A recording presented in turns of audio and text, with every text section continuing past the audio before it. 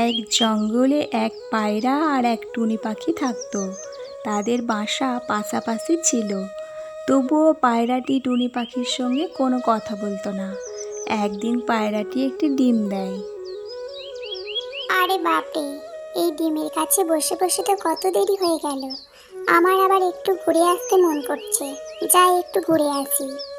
আরে পায়রা বোন, তোমার এই ডিমটিকে বাসায় এইভাবে একলা রেখে যাওয়া ঠিক নয়। যদি কোনো ক্ষতি হয়ে যায় তাহলে? আমাকে জ্ঞান দেবার কোনো প্রয়োজন নেই। আমি আমার ডিমের খেয়াল নিজেই রাখতে পারি, আর আমি কিছুক্ষণ পরে চলে আসবো। ডিমের কি পাখনা আছে নাকি যে উড়ে চলে যাবে? এই বলে পায়রাটি উড়ে চলে যায়। পায়রা বোন তো কিছুই বুঝতে চায় না। চলো, ওর ফিরে না আসা পর্যন্ত আমি ওর ডিমের খেয়াল রাখি। ঠিক তখনই টুনি পাখিটির কাছে কালু কাক এসে উপস্থিত হয়। টুনি বোন, তাড়াতাড়ি চলো। তোমার বোন টোনার আবার পেট ব্যথা শুরু হয়েছে। আরে ওর পেটের যন্ত্রণা যেতেই চায় না, কিছুদিন পর পর ঠিক চলে আসে। ঠিক আছে চলো, প্রথমে জঙ্গলের অন্য প্রান্ত থেকে জড়িবুটি নেব, তারপর ওর কাছে যাব। এই বলে তারা ওইখান থেকে চলে যায়, আর ডিমটি বাসার মধ্যে একলাই পড়ে থাকে। টুনি পাখিটি ডিমটির জন্য খুব চিন্তা করছিল, তাই সে তার বোনকে জড়িবুটিটি তাড়াতাড়ি দিয়ে সেই ডিমের কাছে এসে উপস্থিত হয়। আরে এই ডিমটি কোথায় গেল? এই তো বাসার মধ্যেই ছিল। ঠিক তখনই পায়রাটি ফিরে আসে। ও দেখে বাসার মধ্যে ডিমটি নেই, আর টুনি পাখিটি তার বাসার কাছেই বসে আছে। তুমি আমার ডিমের সাথে কি করেছো?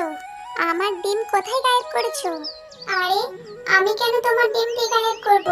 আমি তো নিজেই তাকে গায়েব দেখে কিছুই বুঝতে পারছি না। তুমি আমার বাসার কাছে ছিলে, আমার ডালি বসে আছো এখন। তুমি আমার ডিম গায়েব করেছো। টুনি পাখিটি পায়রাটিকে অনেক বোঝানোর চেষ্টা করে, কিন্তু সে কিছুই শুনতে চায় না, আর সে টুনির ওপর হিংসা করতে শুরু করে। এইভাবে বেশ কিছুদিন পার হয়ে যায়, আর টুনি পাখিটি একটি ডিম দেয়। এটি দেখে পায়রাটি ভীষণ মনে মনে জ্বলতে থাকে। কিছুদিন কেটে যাবার পর টুনির কাছে আবার কালু কাক এসে উপস্থিত হয়। টুনি বোন, তাড়াতাড়ি আমার সঙ্গে চলো। কি হয়েছে? আবার টোনার কিছু হয়েছে? না, তোমার বোনের কিছু হয়নি। আমার বইয়ের পাখনায় আঘাত লেগেছে, বেচারি খুব কষ্ট পাচ্ছে। তুমি তাড়াতাড়ি চলো। কিন্তু এবার তো বাসায় আমার নিজের ডিম আছে, আমি ওকে কার ভরসায় ছেড়ে যাব? আরে তোমার প্রতিবেশী পায়রা বোন, তোমার ডিমের একটু ঠিক খেয়াল রাখবে। তুমি তাড়াতাড়ি চলো। ঠিক তখনই পায়রাটি বলে, ঠিক আছে, তুমি যতক্ষণ না ফিরে আসছো ততক্ষণ আমি তোমার ডিমের খেয়াল রাখবো। ধন্যবাদ পায়রা বোন, আমি খুব তাড়াতাড়ি ফিরে আসবো। এরপর তারা দুজন ওখান থেকে চলে যায়। আর পায়রাটি বলে, ও আমার ডিমের ক্ষতি করেছিল, এইবার ওর উপর বদলা নেবার সময় চলে এসেছে। এই বলে সে ওখান থেকে চলে যায়, আর কালুবাজকে তার সঙ্গে নিয়ে আসে।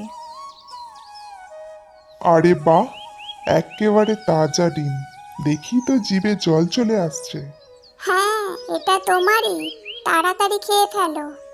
কালুবাজ ডিমটি তাড়াতাড়ি খেয়ে ফেলে আর বলে, বাহ, মজা এসে গেল।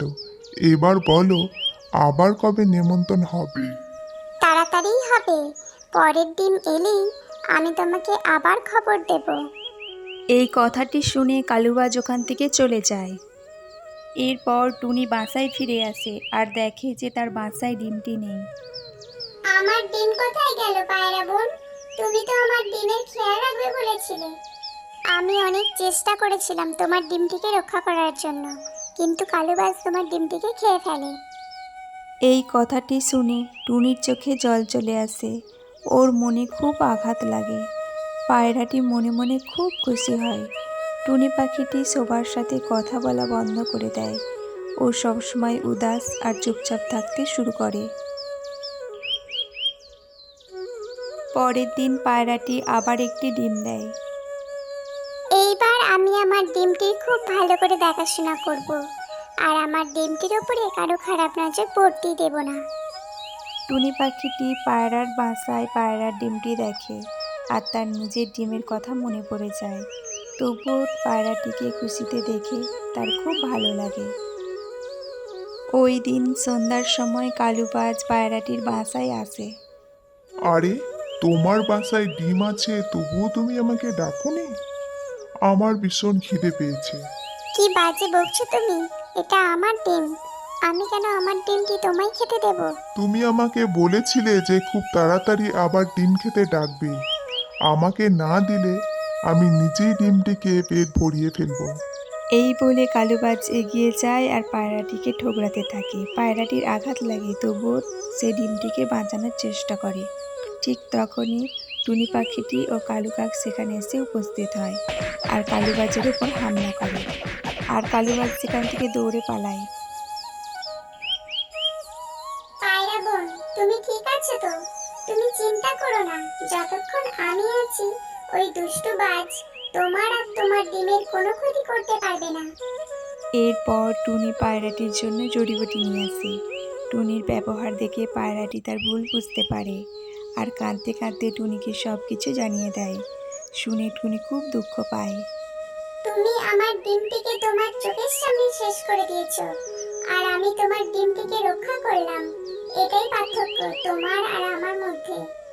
কিছুদিন পর টুনি আবার একটি ডিম দেয়। পায়রাটি টুনির কাছে খুব ক্ষমা চায়। টুনিও সব কিছু ভুলে তাকে ক্ষমা করে দেয়।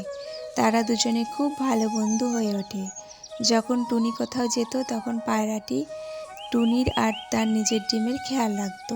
আর যখন পায়রাটি কোথাও যেত তখন টুনি খেয়াল রাখতো। কিছুদিন পর তাদের দুজনের ডিম থেকে বাচ্চা বের হয় আর তাদের জীবন খুব সুন্দর হয়ে ওঠে। এরপর তারা সুখে শান্তিতে দিন কাটাতে থাকে।